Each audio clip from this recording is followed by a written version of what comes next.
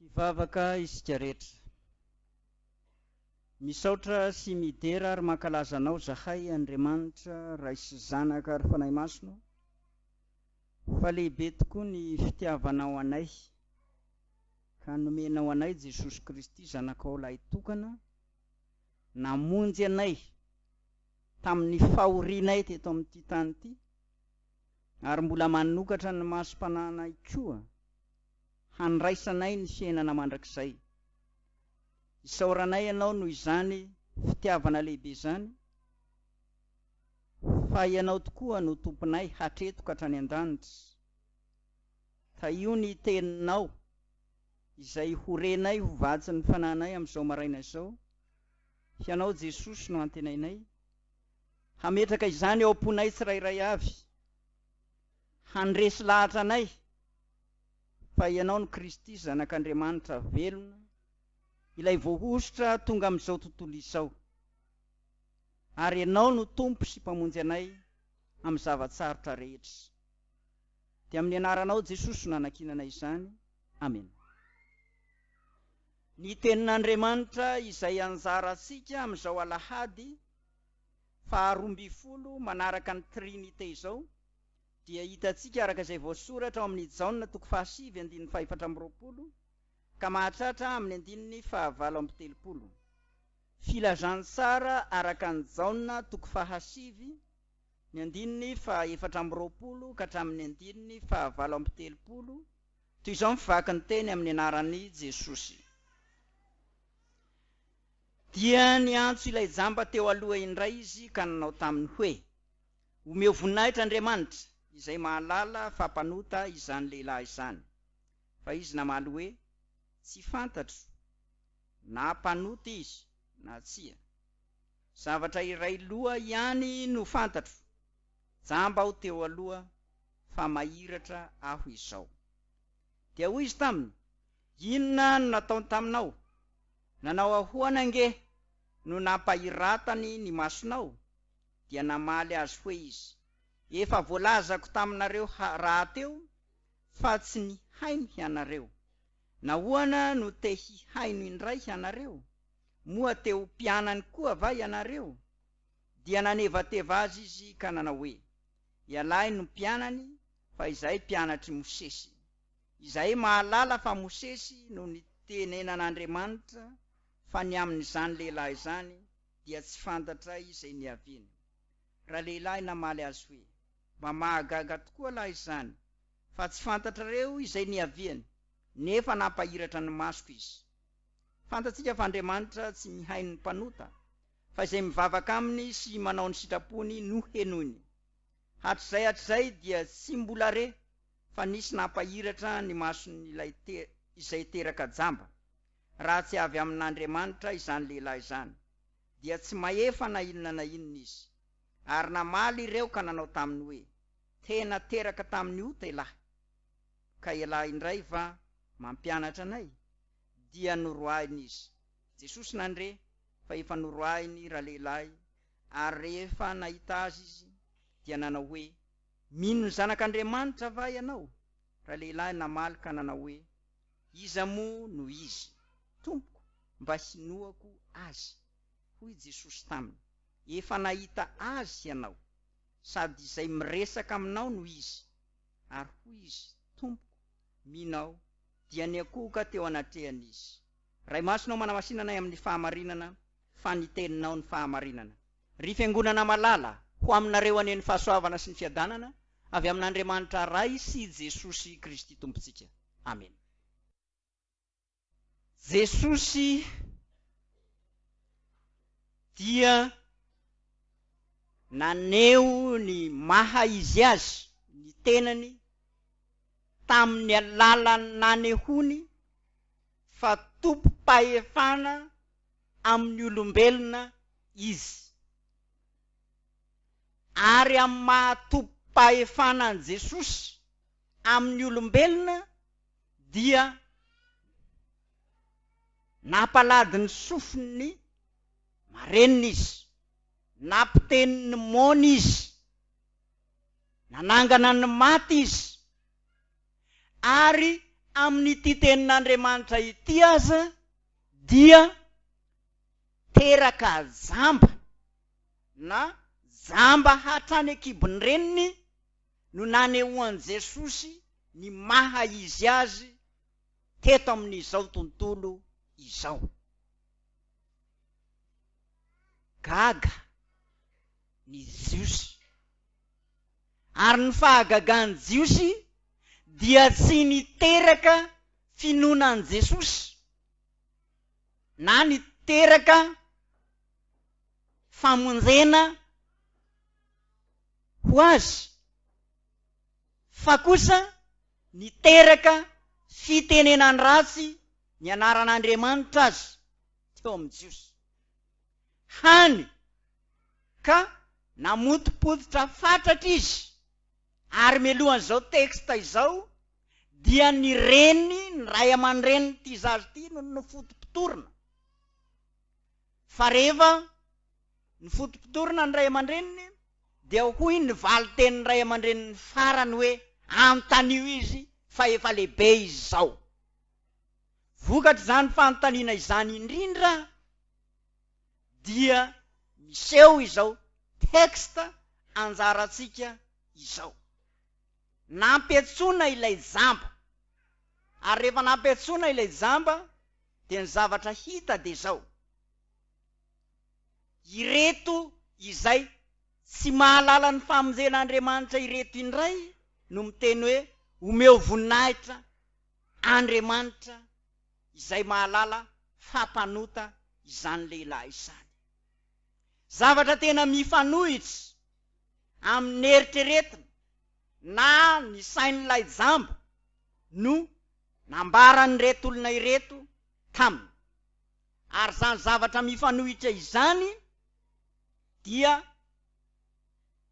tsy nandresy lahatra an'ilay jamba hanenjika an' Jesosy, tsy nandresy lahatra an'ilay jamba hanao tsinotsinona ny asa maherin'Andriamanitra, fa nijoro ilay jamba zavatra ray lohany fantatro: jamba aho teo aloha fa mahiratra aho izao.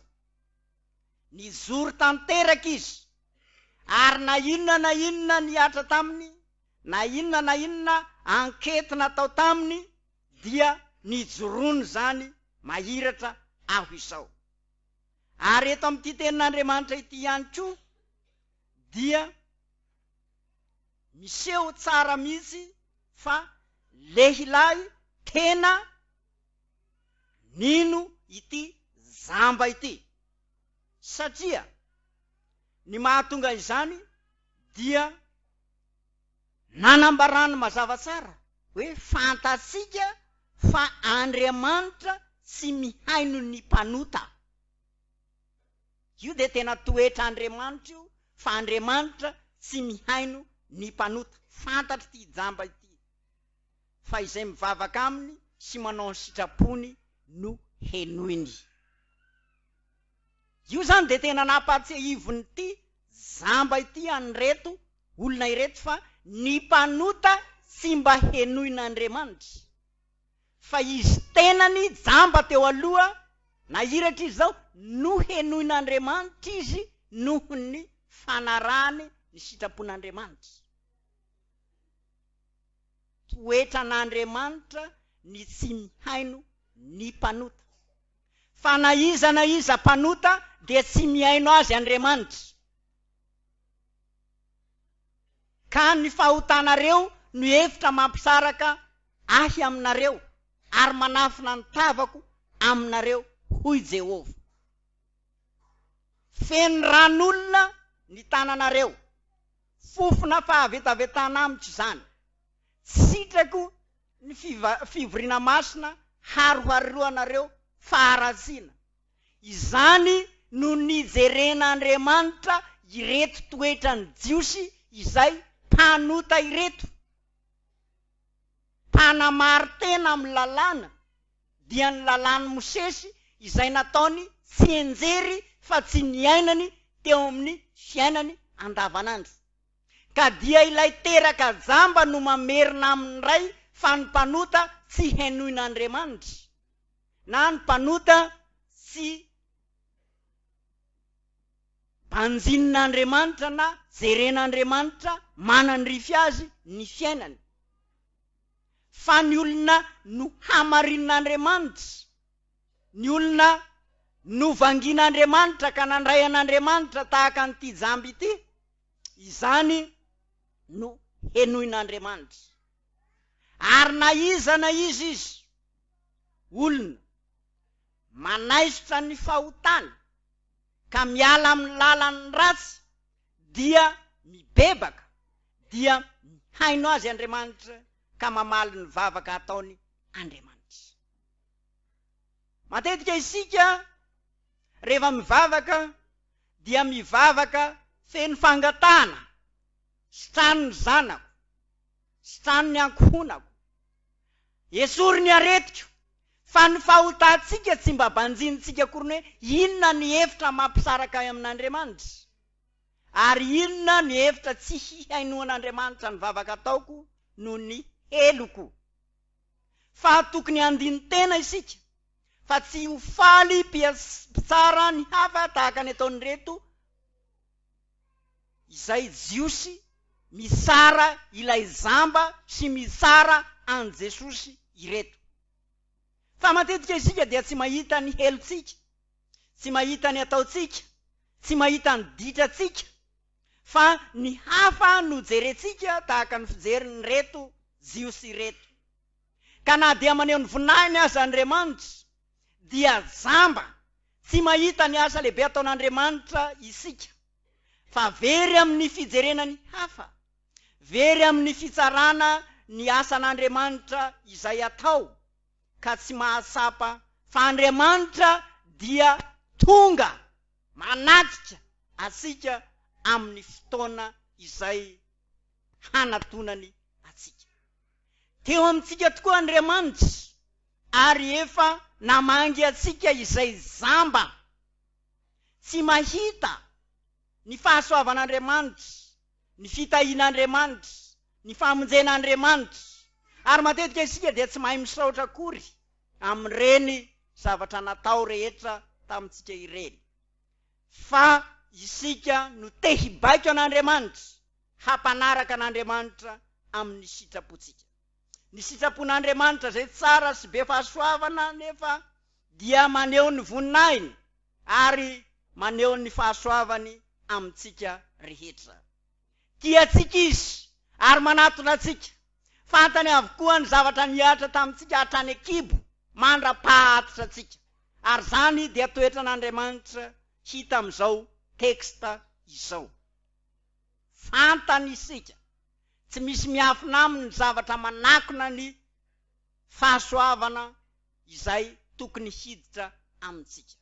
Te hamaha izany Andriamanitra, ary te hampahiratra ny masom-panahintsika Andriamanitra, te hampijery ny fiainany vaovao hatolotra atsika Andriamanitra hoe ity indray no lalana ombanareo, fa tsy ny lalany Mosesy tsony, fa Jesosy ny lalana sy fahamarinana ary fiainana.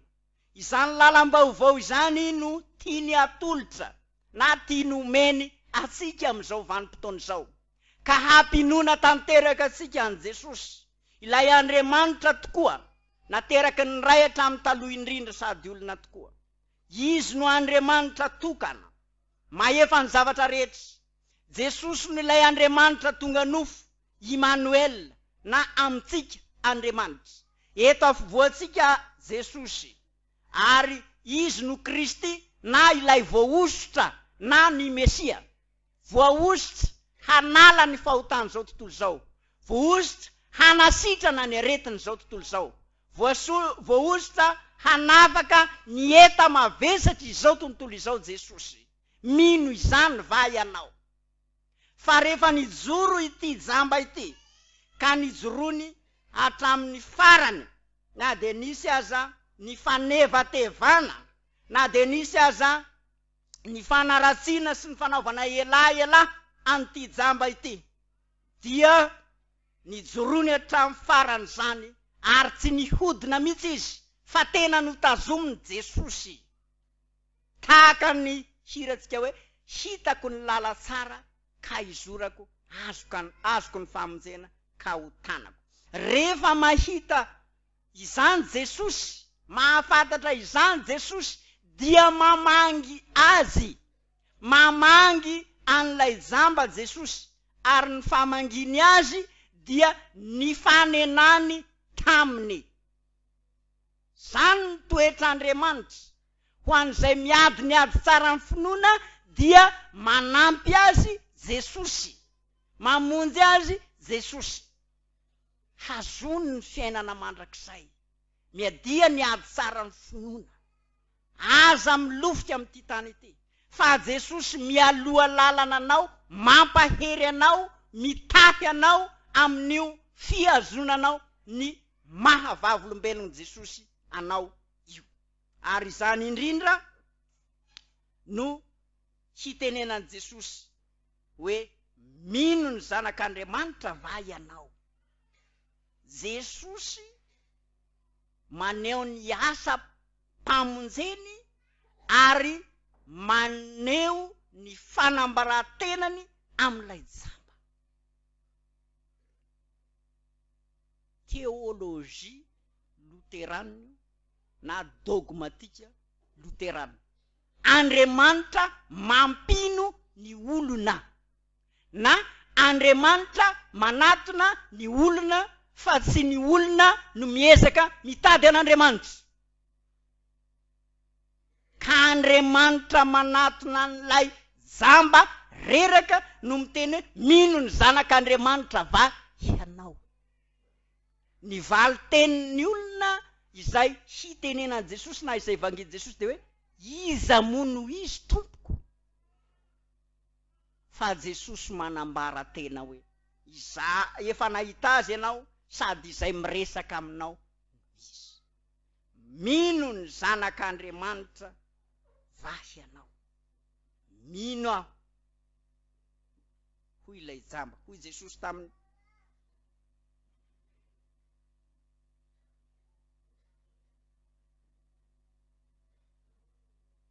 Tompoko, mino aho. Zay ny valiteniny ilay jamba. Tompoko, mino aho. Sady ny koka teo anatrehany izy.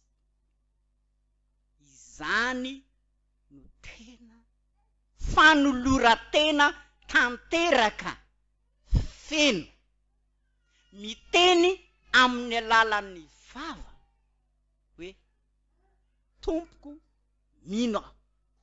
Ary mbola ampiana ny fanolora-tena tanteraka miankoka eo anatrehany.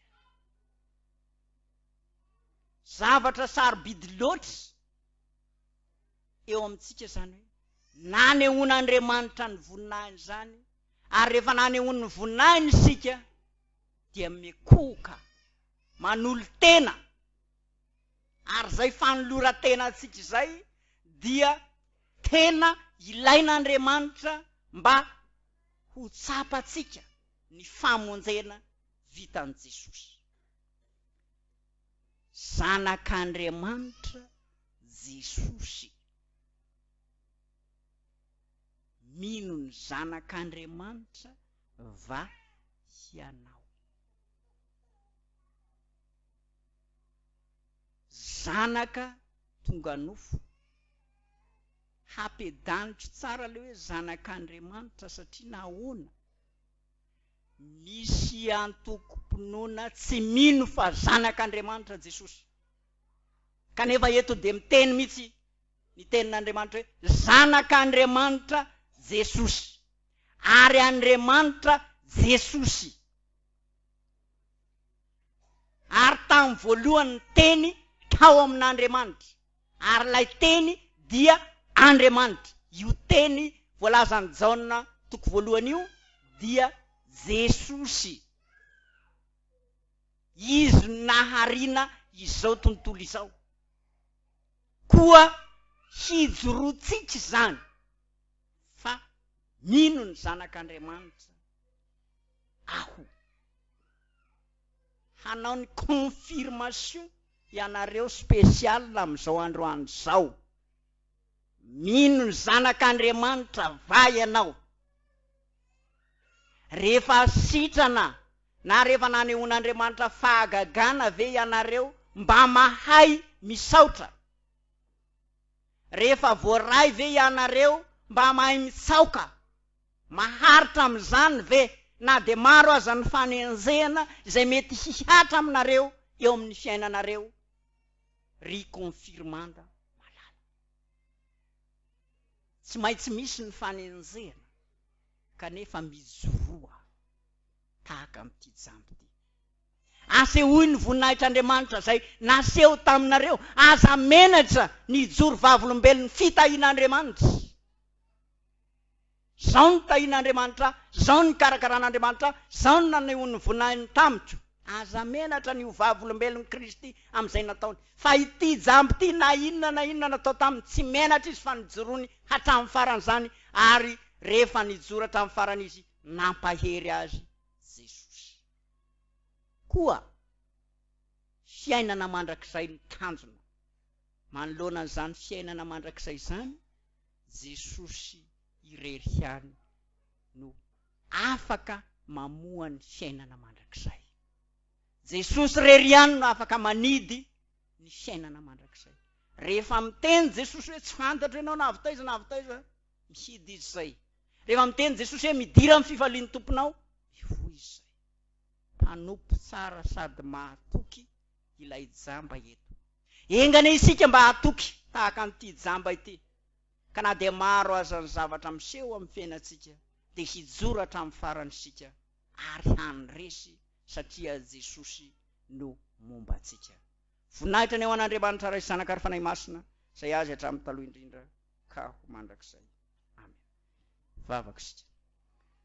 Misaotra anao Jesosy no miteninao fampahirezana anay amin'izao maraina izao. Mangataka aminao izay ny hitahinao izany teninao izany eo am-ponay. Fatifatsika ahafahanay mijoro vavolombelonao amin'ny zavatra rehetra, ary tehirizo ambany fahasoavanao izahay. Jereo manandrify anao Jesosy, ireto confirmanda ireto. Ianao no mahita sy mahalala azy, ary ianao no mahafantatra azy. Fantatra koa Jesosy, tsy misy miafina aminao ny zanaka ity fiangonana ity, izay voatana any amin'ny violon no ny endrikendrika. Ianao Jesosy no hamaha izany, no ny fanaratsiana sy ny fakalana, ary ianao no hampijoro zany mba tsy hanao kolikoly amin'izay fahalovana eto amin'ity firenena ity izy. Ianao Jesosy no antenainay, fa aneo ny voninahitrao amin'ity fiangonana loterana Ambalavato ity.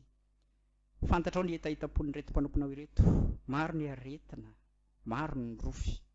Ataovy mino sy matoky izy Jesosy, fa ianao mahay manasitrana izany. Ary ny aretina ara-panahy, ny fahajambana tahaka ny Jiosy, dia esory tsy andrakotra ny masom-panahana izany, fa ahitanay ny voninahitrao sy ny fahasoavanao. Dia amin'ny anaranao Jesosy no anakinanay izany. Amen. Raiso ny fitahina. Ny fahasoavan'i Jesosy Kristy Tompo sy ny fitiavan'Andriamanitra ray, ary ny firaisana sy ny fiombonana amin'ny fanahy masina ho aminareo rehetra ny hatramin'izao koa mandrakizay.